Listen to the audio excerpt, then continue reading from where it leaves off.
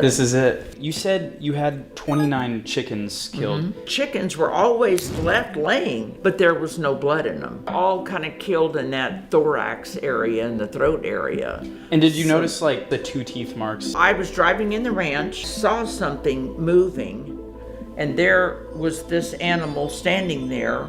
Well, it's a chupacabra. Somebody called me and said, oh my God, this animal that you claimed you've seen, somebody hit it with a car in front of your ranch. But there were 3 questions I needed to answer to make sure this thing was actually the chupacabra. So many people said to me, oh my gosh, Dr. Kenya, that's a coyote with mange. So we did what are called skin punch biopsies, and we took a sample and it came back negative. But what we don't know is, as an example, why it's covered in fuzz, but it doesn't have any hair. We don't know why the neck is longer. We don't know why we have all of this excess skin. And then, of course, what are these? And that we do not know what they are. While they have separate digits, we have wolf marks, coyote marks. This didn't match any of them. Well, do you think they really suck the blood? And my answer to that is no. Do they lick the blood?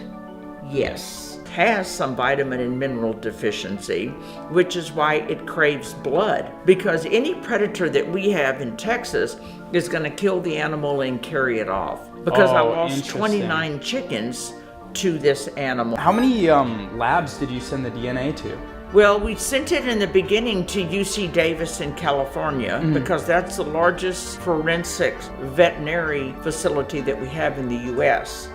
With the DNA, this is the only one ever. When we were doing research about just like the origins when it was like first sighted and named, it was in Puerto Rico. Their eyes always were red. Now, we know that humans that have blue eyes will show up red. We had cameras that had red eye reduction. So these old pictures that showed their eyes to be red because their eyes are so blue. In the 1800s, when the explorers would write about this animal that they would see that was blood-sucking. When we lived in Africa, there were exploratory and put a sheet up at night and put a light on it and attract bugs, and there was always bugs that came that had never been identified. So many people that are so interested in the legend of the chupacabra. She literally made it very logical.